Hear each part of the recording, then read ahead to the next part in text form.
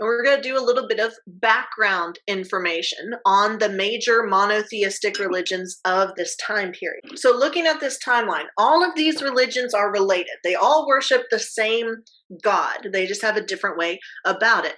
Judaism was the original branch within this category of religion, and it was founded around 2000 or so years ago. So 2000 BCE, it's the oldest of these monotheistic religions outside of Zoroastrianism, which deals with a different god.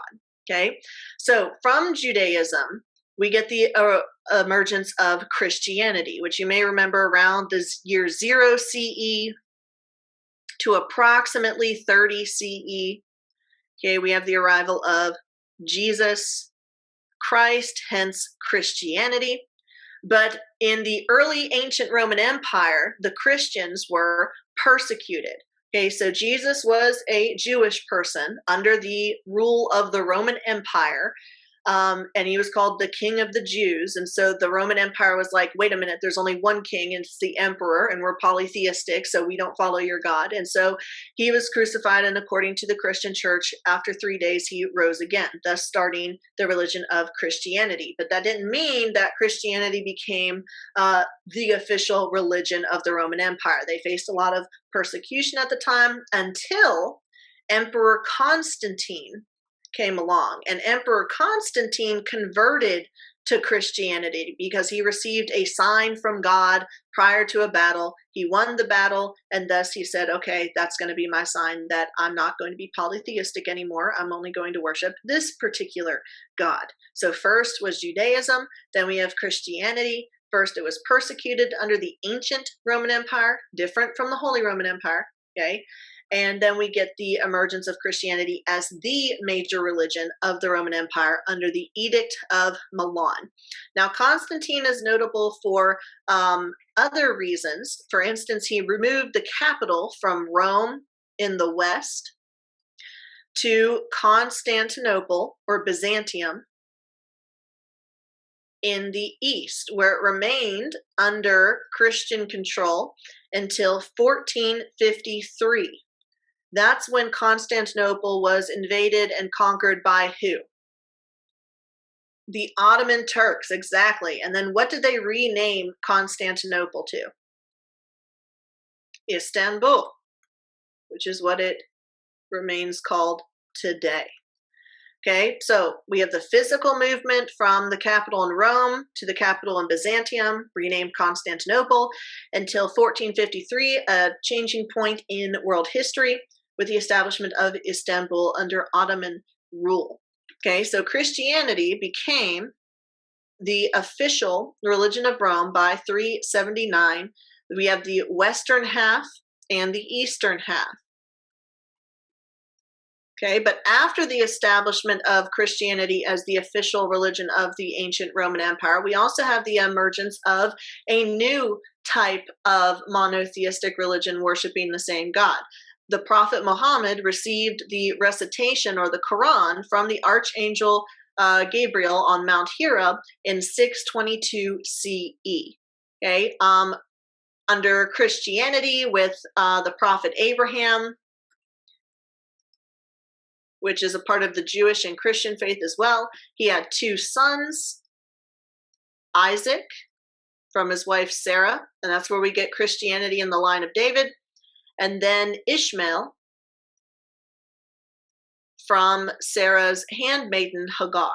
So that's where we get Islam, Isaac and Ishmael. Isaac with Christianity, Ishmael with Islam. And so we have another major monotheistic faith on the scene. That's going to be dominant in the Middle East. But Christianity is going to continue to be the major faith in Europe, with the exception of the Al-Andalus. So we know that Europe is mostly Christian. And at this time, the only type of Christianity was Catholicism. But the Umayyad dynasty, a Muslim empire that emerged in the 700s, moved into Europe to conquer Spain and formed the Al-Andalus.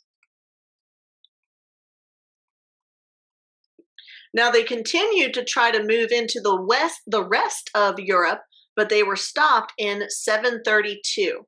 Okay, what happened in 732 that stopped Muslim expansion into Europe?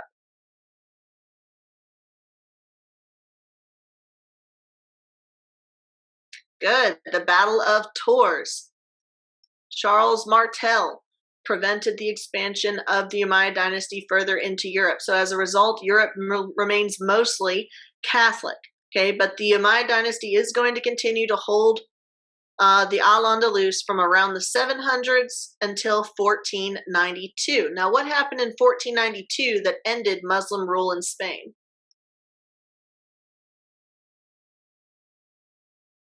The Reconquista. Good. Where Ferdinand and Isabella reconquered Spain for Catholicism. So Europe became 100% Catholic in 1492 under pain of death. Okay, but Catholicism wasn't the only type of Christianity at this time. Y'all may remember the first split in the Christian church was between the Catholic Church in the West and the Eastern Orthodox Church, notably, like appropriately, in the East. Now, what caused that schism in 1054?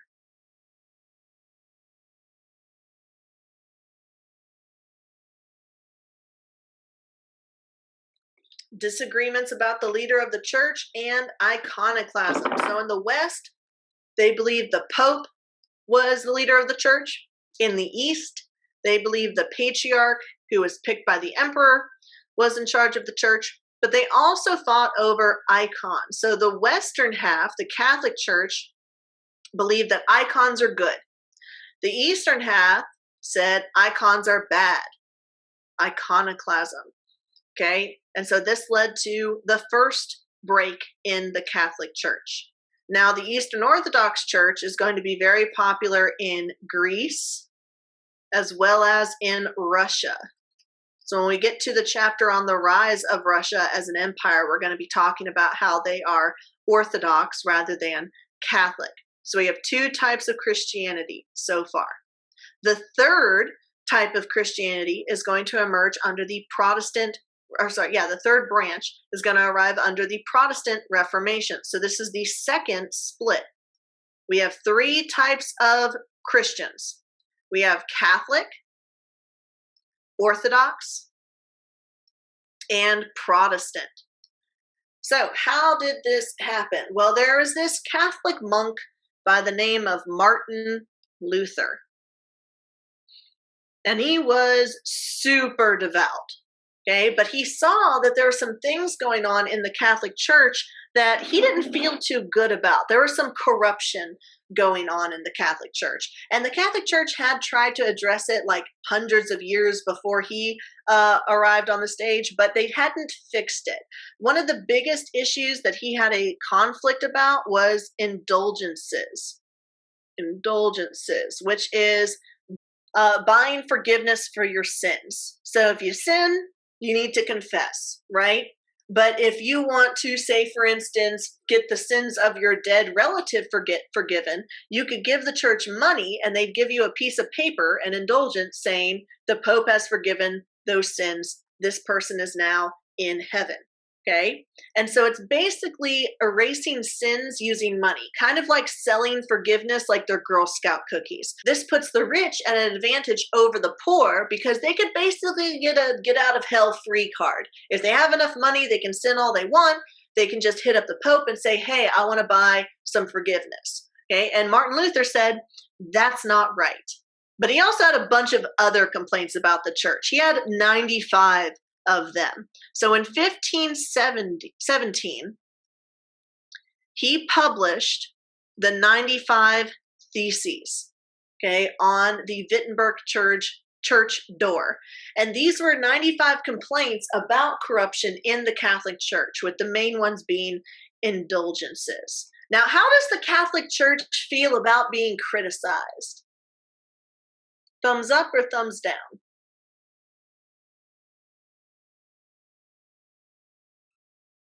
Yeah, they don't like it.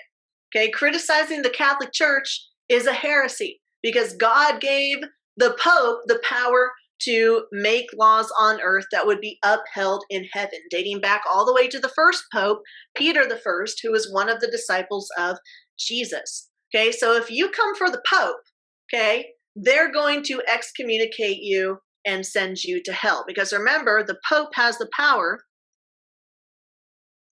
to excommunicate. So in response to these complaints by Martin Luther, and he wasn't trying to overthrow the church, y'all. He wanted to fix the church.